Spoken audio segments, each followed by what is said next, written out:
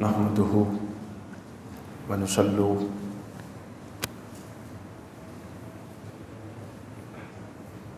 ونسلم على رسوله الكريم اما بعد اعوذ بالله من الشيطان الرجيم بسم الله الرحمن الرحيم۔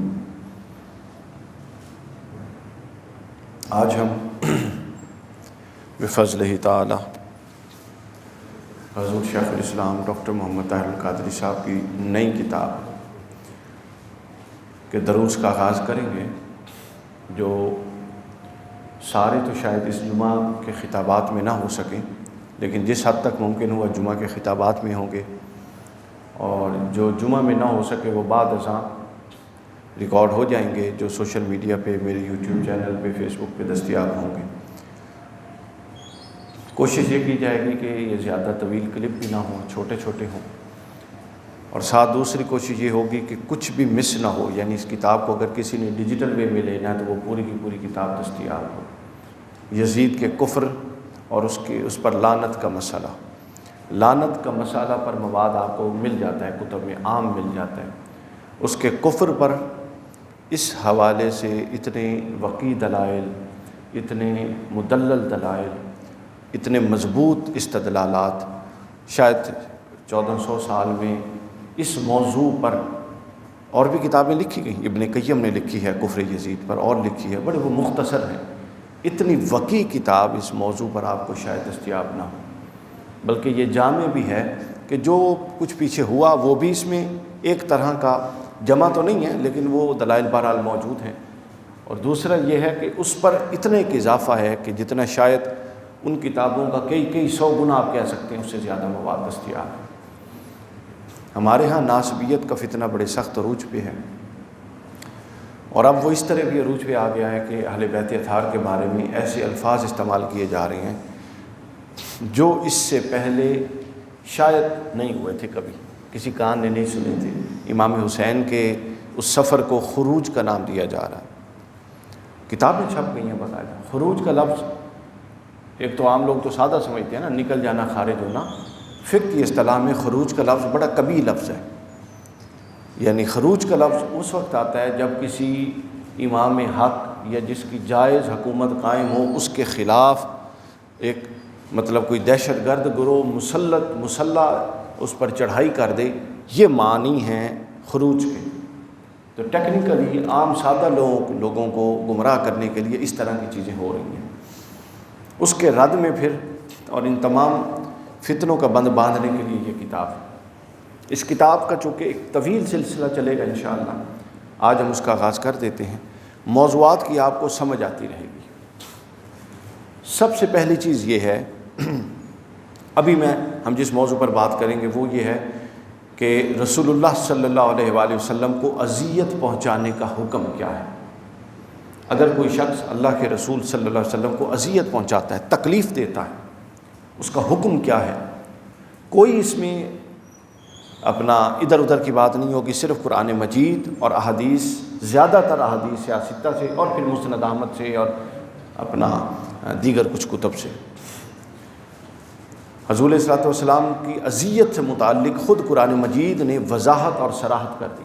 اچھا، بھی اذیت کی کئی قسمیں ہوتی ہیں، آپ انسان ہیں، آپ کو اذیت دینے کی قسمیں آپ میں سے ہر بندے کو پتہ ہے کتنی ہیں۔ آپ کو براہ راست مار کے بھی اذیت دی جا سکتی ہے، جس کو اذیت کیا کہیں گے؟ جسمانی اذیت ہے کہ نہیں؟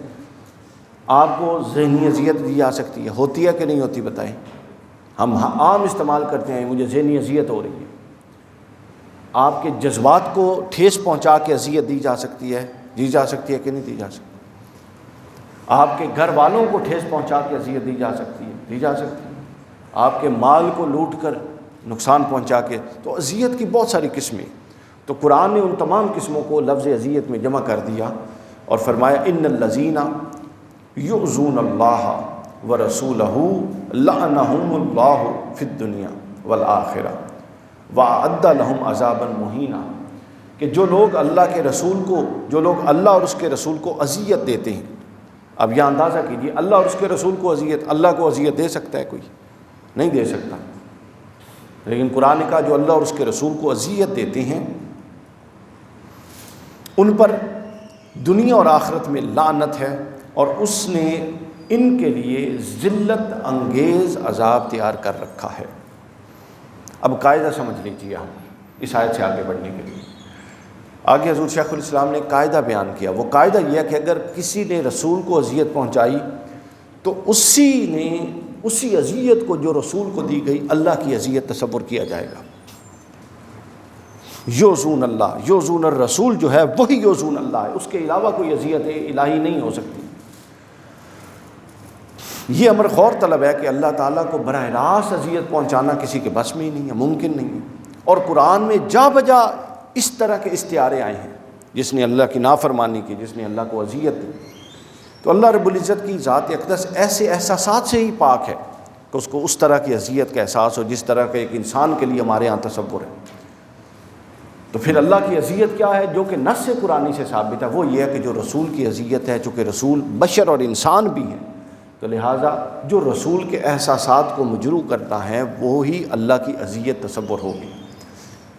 جیسے کہ قرآن کہتا ہے رسول کی اطاعت ہے وہ اللہ کی اطاعت ہے، رسول کی جو حرمت ہے صلی اللہ علیہ وسلم وہی اللہ کی حرمت ہے، رسول صلی اللہ علیہ وسلم کی جو محبت ہے وہ اللہ کی محبت ہے، رسول کی فرما برداری اللہ کی فرما برداری، رسول کی نافرمانی اللہ کی نافرمانی۔ یہ پورا قاعدہ ضابطہ ہے۔ اسی طرح رسول کی اذیت اللہ کی اذیت۔ علامہ ابن تیمیہ نے الصارم المسلول صفحہ 86 پر قاعدہ وضاحت کر دیا۔ حضور شیخ الاسلام نے کوٹ کیا ابن تیمیہ کو۔ یہ آیت لکھ کے ابن تیمیہ کہتے ہیں اللہ رب العزت نے رسول کی اذیت کو اپنی اذیت کے ساتھ جوڑ دیا، متصل کیا ہے، جس طرح آپ صلی اللہ علیہ وسلم کی اطاعت کو اپنی اطاعت کے ساتھ جوڑ دیا ہے، اسی طرح اللہ نے اذیت رسول کو اپنی اذیت سے جوڑ دیا۔ اور یہ بات منصوص ہے، جو اللہ کو اذیت دیتا ہے وہ کافر ہے۔ یعنی ابن تیمیہ نے یہ کہا جو یہ بات نص سے ثابت ہے کہ جو اللہ کو اذیت دیتا ہے وہ کافر ہے، اور اللہ نے اپنی اذیت کو رسول کی اذیت کے ساتھ جوڑ دیا ہے، یعنی بادی النظر میں اب جو رسول کو اذیت دیتا ہے وہ کافر ہے۔ علامہ ابن تیمیہ نے یہاں سے یہ نتیجہ نکالا۔ پھر آگے علامہ ابن تیمیہ لکھتے ہیں کہ اللہ کی عزت و حرمت اور اس کے رسول کی عزت و حرمت کی جہت ایک ہے، دو جہتیں نہیں ہیں۔ یعنی جب آپ شمار کریں گے عزت اللہ و عزت رسول الگ الگ نہیں ہے، بلکہ وہ ایک ہی عزت ہے جو ہے رسول کی، چونکہ اللہ تو زمین پر آئے گا نہیں، اپنے نیابت میں اللہ نے رسول کو بھیج دیا اور بتا دیا کہ یہ میری نیابت میں آئے گا میرے بہاف پہ ڈیل کرنے، تو گویا اس کی عزت اب اللہ کی عزت تصور ہوگی، اور اس رسول کی جو ہے حرمت، اس کی حرمت اللہ کی، دونوں کی حرمتوں کی جہت ایک ہے۔ پھر کہتے ہیں کہ جس نے رسول اللہ صلی اللہ علیہ وسلم کو اذیت دی، تکلیف دی، اس نے یقیناً اللہ کو اذیت دی اور اللہ کو تکلیف دی، اور جس نے آپ صلی اللہ علیہ وسلم کی اطاعت کی اس نے اللہ کی اطاعت کی، کیونکہ امت آپ صلی اللہ علیہ وسلم کی وساطت اور وسیلے کے بغیر اللہ تک نہیں پہنچ سکتی۔ ابن تیمیہ نے ان دو تصریحات میں اس آیت کی وضاحت کر دی۔ اب اس تفصیل سے اور اس آیت اور اس مقدمے سے اور اس تفسیر سے جو ابن تیمیہ کی میں نے آپ کو بتائی، ابن تیمیہ کی بتانے میں سامعین کرام میں خاص حکمت ہے۔ کچھ لوگ خاص طبقوں کے ہاں قابل قبول ہیں، باقیوں کے ہاں قابل قبول نہیں ہیں، تو وہ پھر تعبیر کو رد کر دیتے ہیں کہ یہ تو ہم تو ان کو مانتے نہیں۔ ابن تیمیہ کے ہاں یہ معاملہ ہے کہ ان کو وہ لوگ بھی مانتے ہیں جو باقی لوگوں کو بعض کو نہیں مانتے۔ تو اب جب یہ قاعدہ قائم ہو گیا کہ جس نے، تو اب ہم یہ کہہ سکتے ہیں کہ جس نے خانوادہ رسول کو اذیت پہنچائی تو اس نے رسول صلی اللہ علیہ وسلم کو اذیت پہنچائی۔ نیچرل بات ہے نا، اب ایک قاعدہ قائم ہو گیا کہ ابھی تک ہم نے یہ بتایا کہ رسول کی اذیت اللہ کی اذیت ہوتی ہے، یہ ثابت ہوگی بات۔ اب اس چیپٹر کو کلوز کر دیں، اب آگے آئیں کہ پھر رسول کی اذیت کیا ہے۔ رسول ہونے کے ساتھ ساتھ انسان ہے، اور رسول کے احساسات ہیں، رسول کے جذبات ہیں، رسول کے گھر والے ہیں، رسول کی اپنا آرام اور سکون بھی ہے، اور رسول اللہ صلی اللہ علیہ وسلم کی تکلیف بھی ہے اور اذیت بھی ہے۔ تو جس نے پھر خانوادہ رسول کو اذیت پہنچائی اس نے در حقیقت رسول کو اذیت پہنچائی، اور پھر اس پرانے طے شدہ مقدمے کے تحت اسی نے در حقیقت خدا کو اذیت پہنچائی، جس نے خانوادہ رسول میں سے کسی شخص کو اذیت پہنچائی۔ یعنی ہم ظاہراً تو یہ دیکھ رہے ہیں کہ یہ اذیت حسن اور حسین کو دی جا رہی ہے، مگر وہ چونکہ حضور کے گھر والے ہیں اور حضور نے ان کے ساتھ اپنی محبت کو اور ہر تعلق کو جوڑا ہے، تو وہ اذیت بنیادی طور پہ حسن و حسین کی نہیں بلکہ رسول کی ہے، اور قاعدے کے مطابق وہ اذیت رسول کی بھی نہیں ہے، اللہ کی ہے۔ یہ مقدمہ ہے جس کو سمجھنے کی ضرورت ہے، یعنی یہ کوئی معمولی بات نہیں ہے۔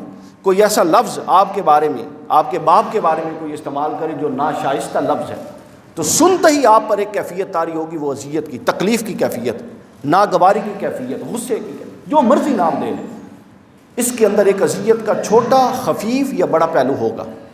کوئی آپ کے باپ کو گالی دے دیتا ہے، ہوگا اذیت کا پہلو، آپ کو منتقل ہوگی۔ بالکل منوان یہی قاعدہ یہاں پہ کہ کسی نے امام حسن اور امام حسین کے لیے غیر محتاط لفظ استعمال کیا تو گویا اس سے براہ راست اذیت رسول کو پہنچی، اور رسول کی اذیت کا قاعدہ یہ ہے کہ وہ رسول کی اذیت ہے ہی نہیں، رسول کے ساتھ ساتھ خدا کی اذیت کا پہلو اس کے اندر شامل ہے۔ اب اس کے بعد آ جائیے پھر جو اذیت دیتے ہیں ان کے ساتھ اللہ کیا معاملہ کرتا ہے۔ اللہ فرماتا ہے جو اذیت دیتے ہیں ان کے لیے ذلت ناک عذاب ہے، جو میرے رسول کو اذیت دیتے ہیں۔ عذاب کی قرآن میں 3 قسمیں ہیں۔ کتنی؟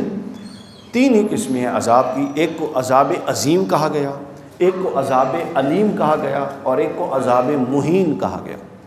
حافظ فاروق اوان صاحب بیٹھے ہیں، یہ زیادہ بہتر سمجھتے ہیں، حافظ آدمی ہے نا، تو اس کے ذہن میں پھر ساری آیات آ جاتی ہیں۔ تو قرآن میں یہ 3 عذاب آئے، علیم، عظیم اور مہین۔ عذاب عظیم کا قاعدہ سن، اب یہ سمجھ لیجئے کہ عظیم عذاب جب آتا ہے، اللہ کہتا ہے عذاب عظیمہ، تو یہ کس کے لیے آتا ہے؟ عذاب علیمہ تو یہ کس کے لیے آتا ہے؟ اور عذاب مہینہ تو یہ کس کے لیے آتا ہے؟ عذاب عظیمہ آتا ہے سورہ آل عمران کی 176 نمبر آیت میں، وَلَهُمْ عَذَابٌ عَظِيمٌ۔ کافر اور غیر کافر دونوں کے لیے آتا ہے عذاب عظیم۔ قرآن اٹھا کے دیکھ لیجئے، سورہ المائدہ آیت نمبر 33، وَلَهُمْ فِي الْآخِرَةِ عذاب عظیم۔ مومن کے لیے بھی عذاب عظیم آتا ہے گناہ کبیرہ کرنے پر، اور کافر کے لیے بھی عذاب عظیم آتا ہے کفر کرنے پر۔ یعنی عذاب عظیم میں تخصیص نہیں ہے مومن و کافر کی، یہ دونوں کے لیے قرآن استعمال کرتا ہے۔ یہ صرف قرآن کے حد تک بحث ہے۔ اس کے بعد ہے عذاب علیم، جس کا معنی ہے دردناک عذاب۔ عام طور پر یہ زیادہ تر مومنوں کے لیے استعمال ہوتا ہے، یعنی غیر کافر مسلمانوں کے لیے، لیکن چند جگہوں پر یہ کفار کے لیے بھی آتا ہے۔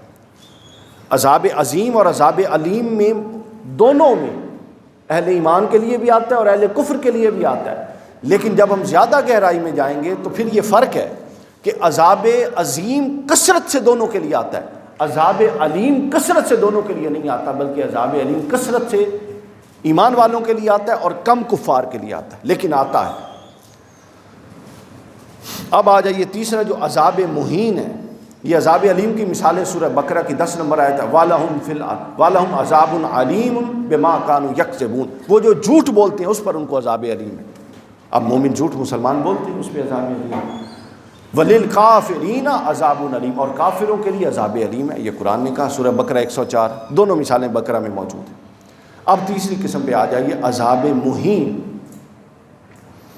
یہ اس کا جو قاعدہ ہے، اس کا پہلے دونوں سے الگ قاعدہ ہے۔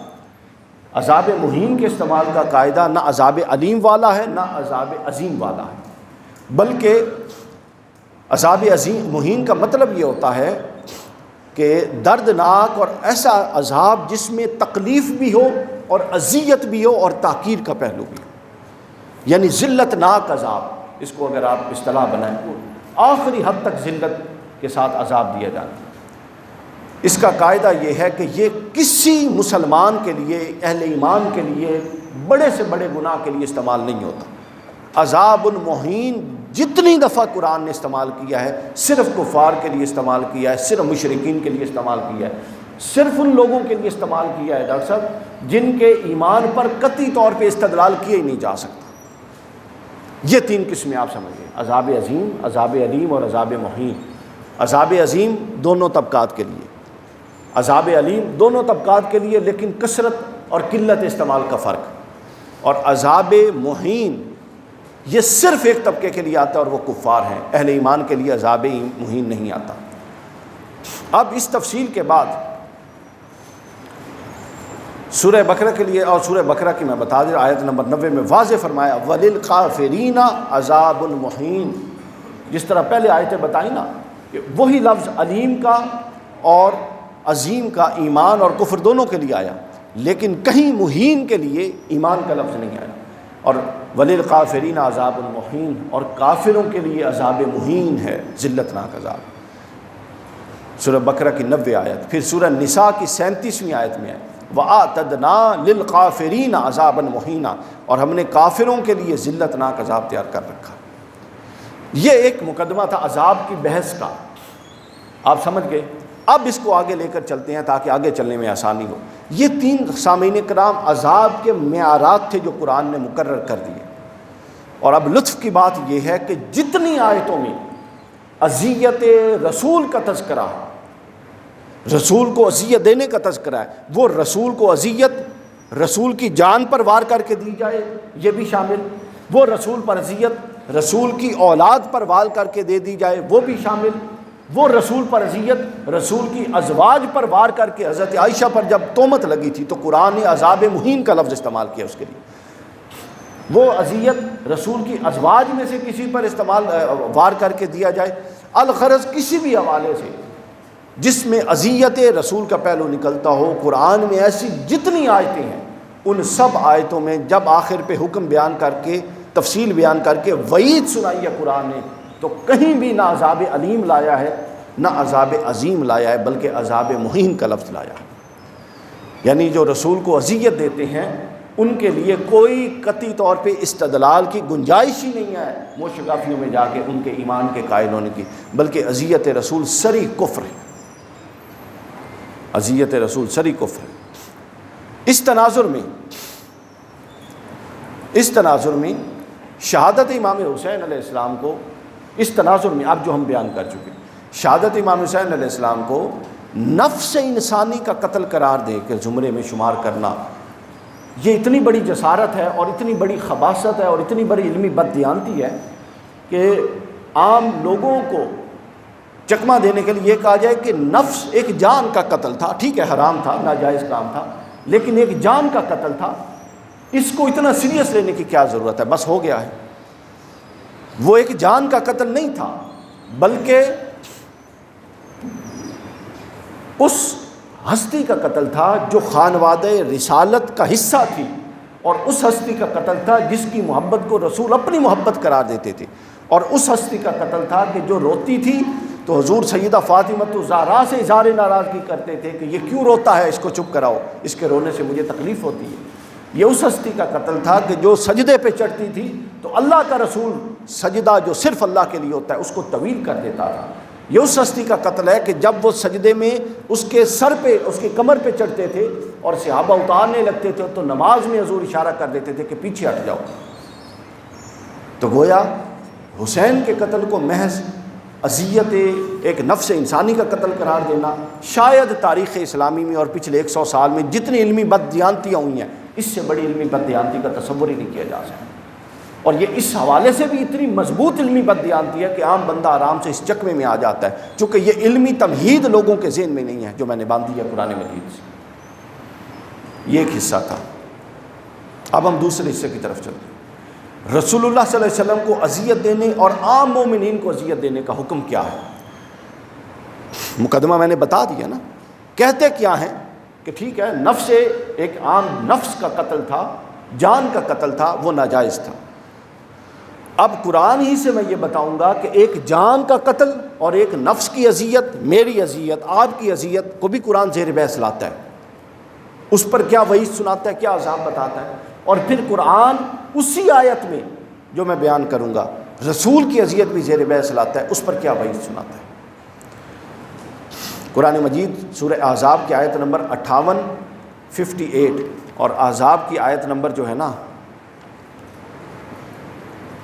ہاں یہ 58 نمبر، اس کو آپ پڑھیے، کئی دفعہ پڑھیے، آپ کو یہ سارا معاملہ سمجھ آ جائے گا۔ فرمایا والذین یؤذون المؤمنین والمؤمنات، وہ لوگ جو مومنین مردوں کو اور مومن عورتوں کو اذیت دیتے ہیں، یؤذون المؤمنین والمؤمنات بغیر مقتصبوا، بغیر کسی بدلے کے، یعنی کوئی جائز نہیں ہے کہ وہ ان سے کوئی بدلہ لے یا کسی نے قصاص لینا ہے، اس کے علاوہ ناحق اذیت دیتے ہیں، فقد احتملوا بہتانا واسما مبینا، یہ بہت بڑا بہتان ہے اور یہ بہت بڑا گناہ ہے۔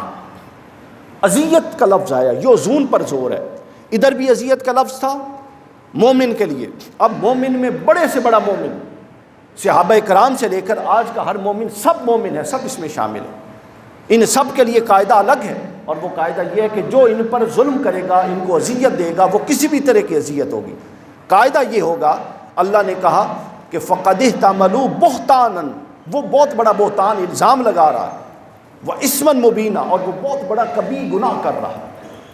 بات ختم کر دی، بات ختم کر دی۔ اور اب دوسری آیت دیکھ لیجئے جو میں نے پہلے بیان کی، آپ کو سمجھ آ جائے گی۔ اس میں قرآن کہتا ہے ان الذین، یہ سورہ احزاب کی آیت نمبر 57 اور 58 میں مومنین اور مومنات کی اذیت کا ذکر کیا کہ بہت بڑا گناہ ہے اور بہتان ہے۔ اب اسی سے ایک آیت پیچھے آئیے اور رسول کی اذیت کا ذکر کیا، ان الذین یؤذون اللہ ورسولہ، بالکل وہی ہے، ان الذین یؤذون المؤمنین والمؤمنات، لفظ بھی وہی ہے، ان الذین یؤذون اللہ ورسولہ لعنہم اللہ فی الدنیا والآخرہ، یعنی بندہ مومن کو اذیت دینا بہتان اور گناہ عظیم ہے، اور رسول کو اذیت دینا بہتان اور گناہ عظیم نہیں ہے، بلکہ لعنہم اللہ فی الدنیا والآخرہ، وہ ایسا گناہ ہے جس پہ اللہ اور اللہ کا رسول دنیا و آخرت میں اس پر لعنت بھیجتا ہے، اور اس کے لیے عذاب مہین ہے۔ پیچھے عذاب مہین کا ذکر نہیں تھا، جب بندہ مومنین اور مومنات کو اذیت دینے کا ذکر ہے تو عذاب مہین کا آپ نے دیکھا آیت میں تذکرہ نہیں ہے۔ ادھر دو اضافے ہیں، ایک اضافہ ہے لعنت کا اضافہ ہے کہ مستحق لعنت وہ ہو سکتا ہے جو اللہ کو اور اس کے رسول کو اذیت دے، اور اللہ اور رسول کی اذیت میں سمجھا چکا۔ دوسرا یہ ہے کہ مستحق لعنت کے بعد عذاب مہین بھی ادھر اضافہ ہے، ادھر اضافہ نہیں تھا کہ وہ پھر ایسے عذاب میں ہوگا کہ جس عذاب میں کفار و مشرکین ہوں گے۔ اچھا، اب یہ آیت آ گئی، اس آیت پر علامہ ابن تیمیہ الصارم المسلول صفحہ 87 پر اس آیت کو پھر لیتے ہیں، بندہ مومن والی۔ پہلے میں نے علامہ ابن تیمیہ کی تصریح اس آیت کی بتا دی، یؤذون اللہ ورسولہ، اب یؤذون المؤمنین والمؤمنات کی سن لی۔ علامہ ابن تیمیہ فرماتے ہیں انہ فرق بین اعز اللہ ورسولہ، اللہ اور اس کے رسول میں اذیت دینے میں، وہ بین اعز المؤمنین والمؤمنات، اور مومنین اور مومنات کو اذیت دینے میں بڑا فرق ہے۔ فإنہ فرق، بہت بڑا اس میں فرق ہے، یہ ایک چیز نہیں ہے کہ کوئی رسول کو اذیت دے یہ سمجھ کے کہ یہ عام انسان ہے، اور حسن کو اذیت دے یہ سمجھ کے کہ یہ عام انسان ہے، اور حسین کو اذیت دے یہ سمجھ کے کہ یہ عام انسان ہے، اور دوسری طرف کسی بھی عام انسان کو اذیت دے رہا ہے، یہ برابر نہیں ہے۔ یہ علامہ ابن تیمیہ نے کہا فجعل علی ھذا انہ تعمل بہتانا و اسما مبین، چونکہ قرآن ادھر کہتا ہے کہ یہ اسم مبین ہے، اور اسما مبینہ بہت بڑا گناہ ہے اور بہتان ہے، جبکہ قرآن ادھر کہتا ہے لعنہم اللہ فی الدنیا والآخرہ، اور ادھر قرآن کہتا ہے عذاب عظیم ہے۔ علامہ ابن تیمیہ نے اس کی تفصیل بیان کر دی، یعنی ہمیں یہ سمجھ آ گیا کہ یہ ضابطہ اور قاعدہ الگ الگ ہے۔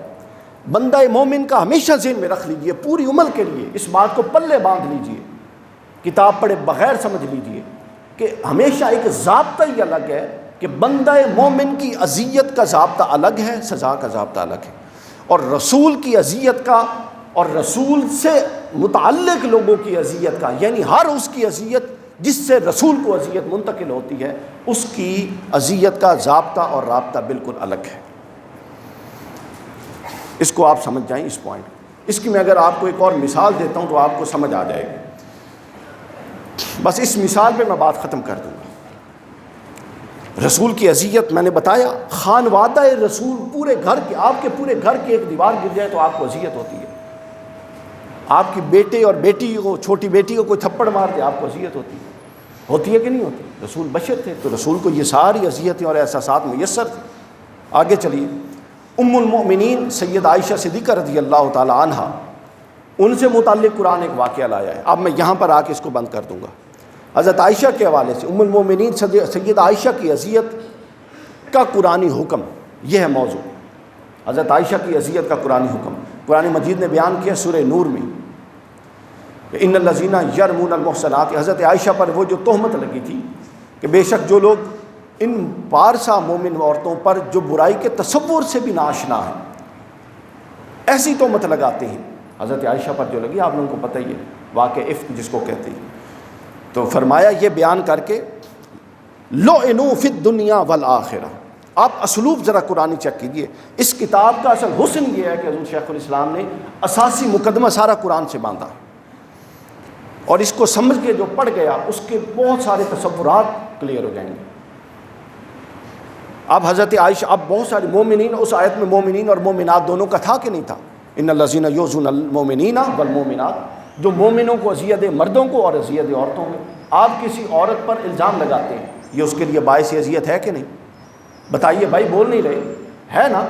اب حضرت عائشہ بھی عورت ہے، مگر چونکہ یہ خانوادہ رسالت ہے اور اس کی اذیت رسول کے ساتھ جڑی ہوئی ہے، اور حضرت عائشہ کی اذیت رسول اللہ کو منتقل ہوتی ہے اور رسول اللہ کے لیے باعث اذیت بنتی ہے. قرآن نے خود کہا ان الذین یؤذون المؤمنین والمؤمنات، وہ بہت بڑا گناہ ہے. اور ادھر جب حضرت عائشہ کی باری آئی، ادھر جس طرح اہل بیت کے لیے اسلوب بدلا تھا، حضرت عائشہ کی باری آئی، قرآن نے پھر اسلوب بدل دیا اور کہا کہ ہاں اب چونکہ یہ حضرت عائشہ کا معاملہ ہے تو لعنوا فی الدنیا والآخرہ، تو اس شخص پر جنہوں نے یہ بہتان گھڑا دنیا میں بھی لعنت ہے اور آخرت میں بھی لعنت ہے. اور آگے سنیے، اس آیت کی تفسیر بھی میں بتا دوں، اور کس سے بتا رہا ہوں؟ آج علامہ ابن تیمیہ یاد چڑھ گئے ہیں ساری نا. علامہ ابن تیمیہ نے مجموع الفتاوی 15ویں جلد 361 نمبر صفحہ پر کہا انما کان ھذا فی عائشہ خاصہ، یہ آیت خاص طور پہ سید عائشہ کی برات میں نازل ہوئی تھی، یعنی اس سے کوئی اور مراد نہیں ہے. یعنی کسی اور عورت پر اگر کوئی اذیت دے تو اللہ اور اس کا رسول ضروری نہیں ہے اس پہ لعنت بھیجے، نہیں، یہ قاعدہ نہیں. لیکن خاص طور پہ حضرت عائشہ کے بارے میں، چونکہ عائشہ رضی اللہ تعالیٰ عنہ کی جو اذیت ہے وسلام اللہ علیہ، وہ اذیت جڑی ہوئی ہے رسول اللہ صلی اللہ علیہ وسلم سے، اس لیے قرآن نے پھر آخر میں کہا لعنوا فی الدنیا والآخرہ، ایسے شخص پر دنیا میں بھی لعنت اور آخرت میں بھی لعنت. اب آپ یہ 2-3 آیتیں جو میں نے بیان کر دیں، ان کو اکٹھا جوڑ کے کبھی پڑھیے گا تو آپ کو یہ سارا مقدمہ سمجھ آ جائے گا کہ جن لوگوں کو ہستیوں کو اذیت دینا رسول اللہ کو اذیت دینا ہے، جن کی حرمت اور عزت و تکریم رسول اللہ کی حرمت، عزت اور تکریم ہے، تو قرآن نے ایسے لوگوں کے لیے اسلوب بیان کرتے ہوئے اسلوب کو یکسر بدل دیا، بالکل بدل دیا، اور بالکل 180 ڈگری ٹرن لے کر کہا کہ ان پر دنیا و آخرت میں لعنت. اللہ جو لعنت کرنے سے منع کرتا ہے اللہ کا رسول، وہ خود لعنت کرتا ہے. اس سے آپ اندازہ کر سکتے ہیں کہ کسی عام انسان کو اذیت دینا، عام نفس کو اذیت دینا، حضور علیہ الصلوۃ والسلام کی اہل بیت کو اذیت دینے کے کیسے برابر ہو سکتا ہے؟ چونکہ ان کی اذیت رسول کی اذیت، حضور کی ازواج کو اذیت دینے کے کیسے مترادف ہو سکتا ہے؟ چونکہ ان کی اذیت رسول اللہ کی اذیت، وہ اذیت 100 قسم سے ہو سکتی ہے. حسن اور حسین کے بارے میں کوئی ایک لفظ بکواس جو آج کل لوگ کرتے ہیں کرے گا تو وہ رسول اللہ کی اذیت ہے. حضرت سید عائشہ صدیقہ سے متعلق کچھ لوگ بکواسات کرتے ہیں، وہ سمجھ لیں کہ وہ ان بکواسات کے تحت حکم قرآن کے اس ضمن میں آتے ہیں کہ ان پر اللہ اور اس کے رسول کی لعنت ہے جو سید عائشہ کے بارے میں ناجائز اور غیر محتاط گفتگو کرے گا. چونکہ یہ ضابطہ قرآن کا ہے، انسان کا بنایا ہوا نہیں ہے. مکاتب فکر اور یہ طبقات جائیں بھاڑ میں، اصول اور اساس قرآن ہے. جو اہل بیت کے بارے میں غیر مناسب لفظ کا انتخاب کرے گا، امام حسن، امام حسین، سیدہ فاطمہ اور حضرت علی کے بارے میں، اس پر بھی زمین پر اور آسمان پر اور دنیا اور آخرت میں لعنت ہے. اور جو ازواج مطہرات اور سید عائشہ اور باقی ازواج مطہرات، حضرت عائشہ پر چونکہ زیادہ بات ہوتی ہے اس لیے میں ذکر کر رہا ہوں، قاعدہ تو سب کے لیے آ گیا نا. جو حضرت سید عائشہ صدیقہ رضی اللہ تعالیٰ عنہ کے لیے کوئی غیر محتاط ایک لفظ، ایک نوک برابر لفظ بھی بولے گا، اس پر بھی اللہ کی اور اس کے رسول کی دنیا میں بھی اور آخرت میں بھی لعنت. یہ ہے صحیح عقیدہ اہل سنہ، یہ صحیح عقیدہ قرآن کا اور یہ صحیح تصور ہے قرآن کا. تو آج ہم نے یہ 2-3 نکات بیان کر دی. انشاءاللہ اگلے جمعۃ المبارک اس کا درس چونکہ آگے چلتا رہے گا. آپ لوگ اگر 12:30 تشریف لے آئیں، وعدہ کر لیں تاکہ آپ لوگوں کو بھی فائدہ ہو، تو ہم کوشش کریں گے کہ زیادہ سے زیادہ ان چیزوں کو آگے چلائیں. والسلام وما علینا الا البلاغ.